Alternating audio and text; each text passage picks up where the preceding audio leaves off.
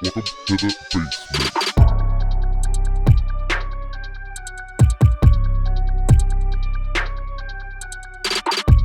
All right, so let's start with some of the best fights of the year last night.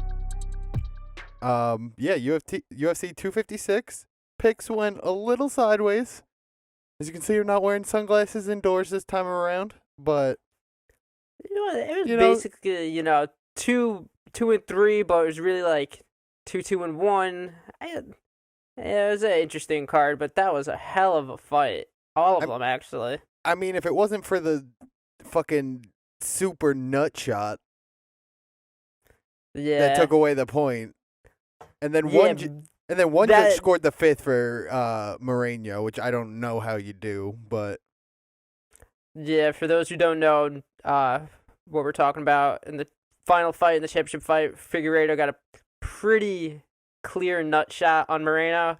It wasn't intentional. it wasn't intentional. But something like that is going to affect the fight moving forward. So I honestly think they should do that more, but it just worked against me in the picks. So this time it sucked. Yeah, that's an unforeseen circumstance, but damn, dude, that was a hell of a fight. Every time it looked like one was getting getting the attack going, Moreno would answer back, or Figueiredo would answer back. It was an Yeah, all-out war.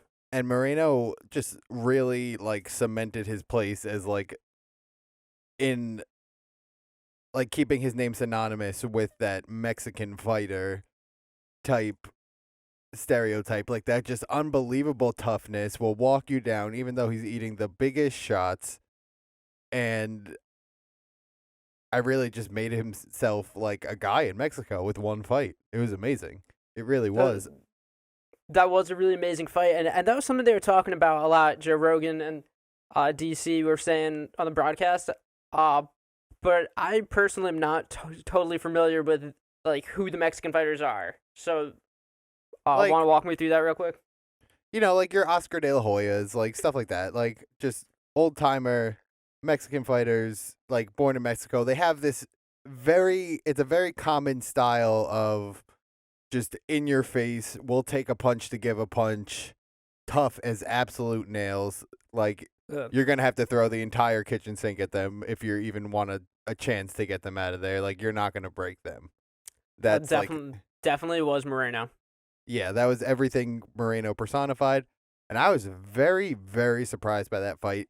He looked absolutely fantastic.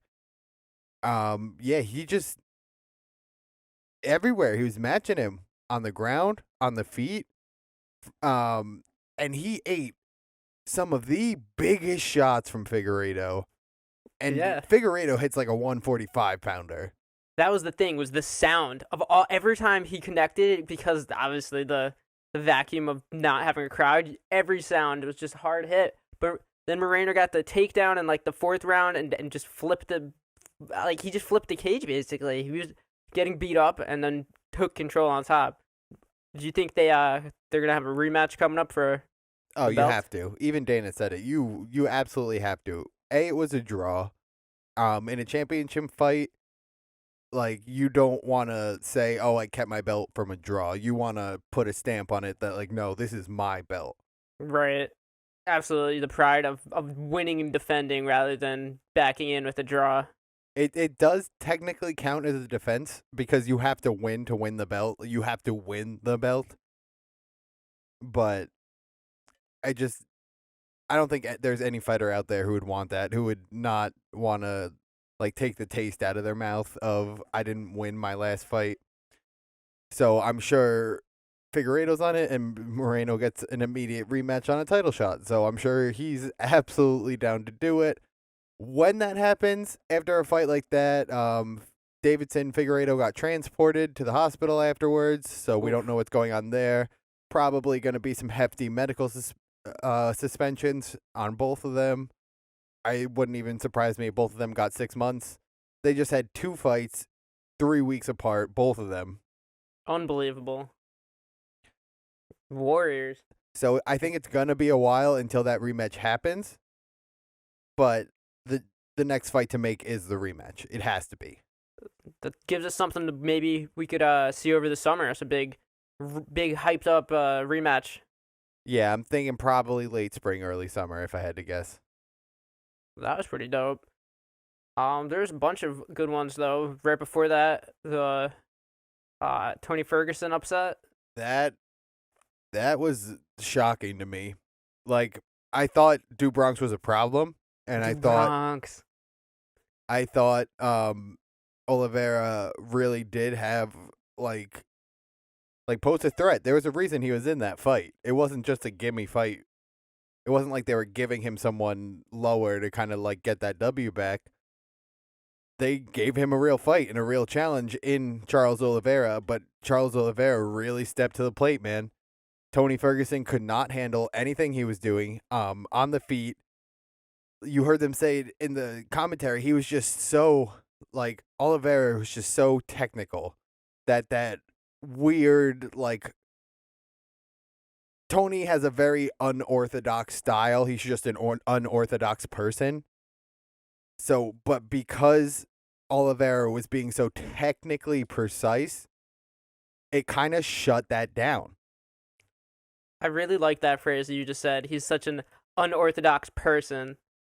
I'd like to think of he really is. Yeah, I like that. It's very unique. So, what about Oliveira's game? Do you think like surprised Ferguson and just threw him off of his game? I don't really know. It just all of it. He just beat him on every level. Like, that's the thing. It wasn't like, oh, he had an advantage somewhere. Like, he didn't have an advantage any other places. I knew he was going to be tough for him on the ground. They're both black belts. But Tony's also a black belt under Eddie Bravo, who's a little nuts, but he's still one of the best jiu-jitsu practitioners in the world. But just on the feet, it was such a beautiful technical performance. He wasn't loading up. He wasn't like everything came slick and clean, and he was picking his shots and like throwing punches in bunches, and just it was a beautiful performance. And it was like art. It really was. But the thing that worries me is, was that able to happen because Tony's finally reached his point? Every fighter does. They reach that point where they were a world beater, and then the next fight they're not. Right.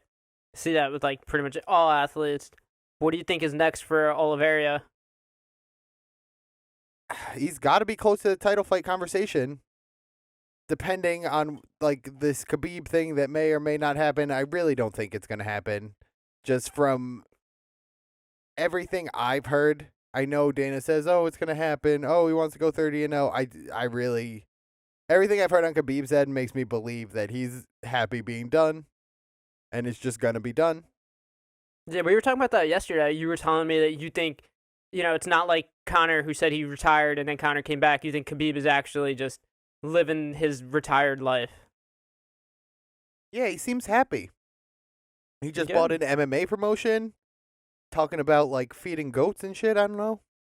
I mean, yeah, dude wrestled bears. That's how he got to where he was. So why not? He let the goat feed the goat. Yeah. So I don't think that's happening. So I think there's two options now at this point to make a new title, whether it's interim if they're still trying to get the Khabib thing to go in, or just the vacated title. I think depending on what happens with the Conor Poirier fight, if someone wins in astonishing fashion, I think they'll probably get into it too. Just their big names, and it's the fresher fight. But if not, Charles Oliveira needs to fight Justin Gaethje, and we need to get ourselves a new champion. Definitely, and then we'll see who wins Poirier and McGregor next month. Yeah, I think that fight really depends on where this is going to go. I think if Conor wins, it's probably going to be Conor. Right. But if Poirier like knocks Conor the fuck out in like crazy fashion, I think he'll probably get it over Gaethje at that point. And do you think that's because Conor's more deserving, or because it's Conor? It's because it's Conor. The UFC not that he wouldn't be not deserving if he can beat Poirier especially in like an astonishing fashion, like I can see why they would give him the fight, like on a like a professional level. But just when Conor McGregor does well, the UFC makes money. That just is what Right. that is. Yep, the high wave rises all ships. Wasn't that how the phrase goes? Something like that. Did I make that up? I don't know. Leave it in the comments below. There's Mackenzie Dern had a really nice win too earlier in the night. That one you got correct. That was a fun fight. Yeah, she. A lot of times, every time, like when you see a fight like this, you expect a grappling war because they're both jiu-jitsu black belts, and it's just like that's where they're comfortable. But a lot of times, those other people know how much of a challenge that person will be in the grappling and think they might have the advantage in the striking. So they'll keep it up on the feet. You see it all the time. Yep. Like Damian Maia, Ben Askren was there for a little bit, but then it did turn into the grappling match that we were all hoping for. Well, people who like grappling were hoping for. But You're a grappling guy. But Mackenzie Dern, man, like her hands compared to where she was before she went out with getting pregnant, it's night and day. She's got the new mom strength. She's just ready to go. It's like Mike Trout's first at bat after having a kid. Homer. I'm just talking about technique wise. It was amazing. Like she was throwing her punches clean. She was not loading up until she started getting hit a little more, and she started to revert back a little bit to like she was never really a swang and banger, but like more into less technical, like more freestyle. More like looping punches, loading up a little more as the fight went on, and after she broke her nose, and once she was getting to the point where she was just trying to like tough it out and get a win. Her nose was very broken. It was very, very visibly broken. Yeah, it was definitely not good. But man, she's a tough girl. Her hands are getting way better than they ever were before, and goddamn, her jiu-jitsu is still there. You saw it when they did go to the ground. Yeah, Mackenzie Dern is going to be a problem at 115 as long as she can keep making the weight. And since she's come back after the pregnancy, she hasn't seemed to have a problem yet. I really think she's going to be a problem. She looked real dominant, and that was a very fun fight to watch. I definitely wouldn't say dominant. That was the other girl had a good game plan for her, man. She just stayed in there tough with her. I just didn't think she expected Mackenzie to be as tough as she was. Yeah, that was a fun card. Those three were very fun fights. They were. All three of them were very fun fights. And then before that, whew, man, Kevin Holland's a problem. Kevin Holland's a problem. Yeah, that was another one. You got that one correct, I believe. I did. Yeah, Jacare's getting older, man, but you don't see that happen to him very often. He off his back. That was the craziest part. From his like transition to on his butt to like scooting up to like get to his knees, he just cracked him with two huge shots. The first one like short-circuited his system. You could kind of see it in his face, and that second one put him out. It lights out. He ate a few more after that too. I think that was the first time I've ever seen someone literally start a knockout, like finishing sequence from their back, going up with an up kick. Wasn't an up kick. He slid up and like threw a punch. I think he landed an up kick at a different point in the fight. Someone landed an up kick. Yeah, he did. Oh, that was the up kick where his knee was down. Yeah. Right. But that wasn't the end sequence.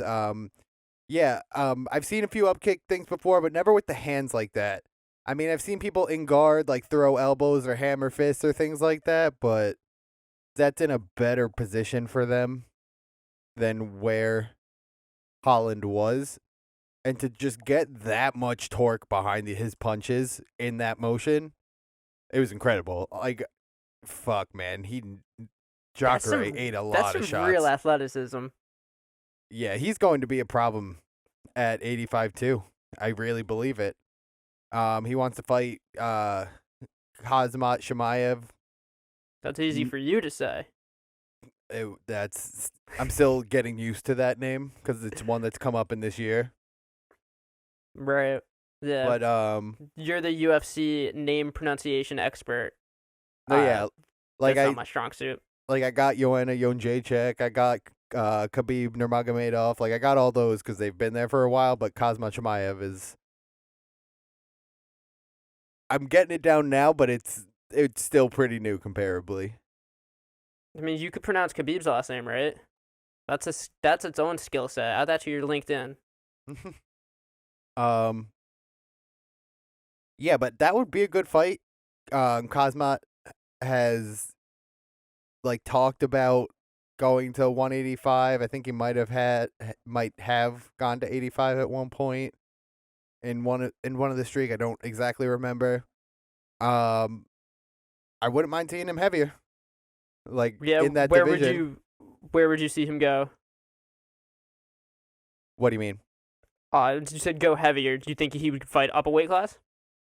No, yeah, that's what we're talking about. They're not, Kevin Holland and him are not in the same weight class. Right. Hazmat is in 170, so I'd like if that is something he would be interested in, and just knowing that guy, he probably would be. Okay, that makes sense. I think it'd be fun to see him at 185 going against Kevin Holland. Do you think who's next for Kevin Holland? Do you think that's the next fight? I think it very well could be. I don't know. I think it depends on how Dana wants to play him. If Dana wants to bring him along a little more slowly, I think he probably gets like a Weidman next. Just another older guy with a big name. Yeah, everybody remembers Weidman from the Anderson Silva fight. Unless Weidman, I think Weidman said he's probably gonna go back to 85. I don't remember because he went up to 205.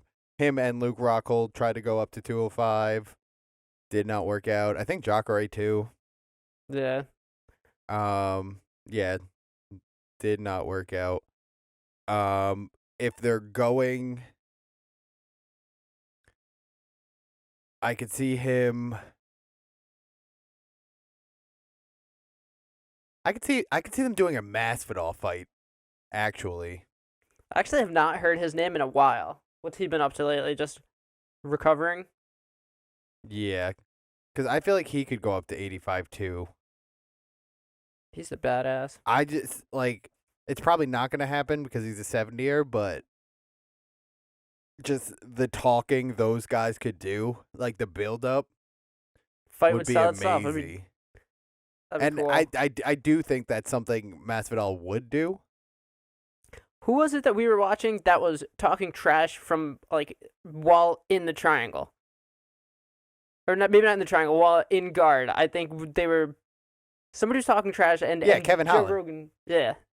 Kevin Yeah. Holland's known for that. He talks and talks and talks, and he got into some trouble with it for Dana on Well, the Joe Contender Rogan was Series. saying like I've never seen somebody just go off like this in the middle of the ring, just like while it's happening. I think he just meant him as a person. Like he's seen it from him before, but he's never seen it from anybody else from Kevin Holland. You know what I mean? Yeah. Okay. Kevin Holland's the guy. He's the guy with the mouth. Yeah. But if I had to pick anyone else at 85, I don't really know. Like, there's not a lot of people left in 85. Romero just got cut. I could see them throw him to like a Gastelum, even though that would be a fucking real tough fight for him, man. Maybe a Till. A Till would be a fun fight. Darren Till versus him. That's another one where they would just talk for days. But he posted something on Instagram about going back down to 170, so everyone's jumping around weight classes recently, and it's getting very, very confusing. It's a lot of fun, but it's very confusing. It brings it back to the original UFCs where there were no weight classes. True, but these are much more calculated than that. Yeah, of course. That was just insane. You'd see literal different styles of like sumo wrestling versus karate.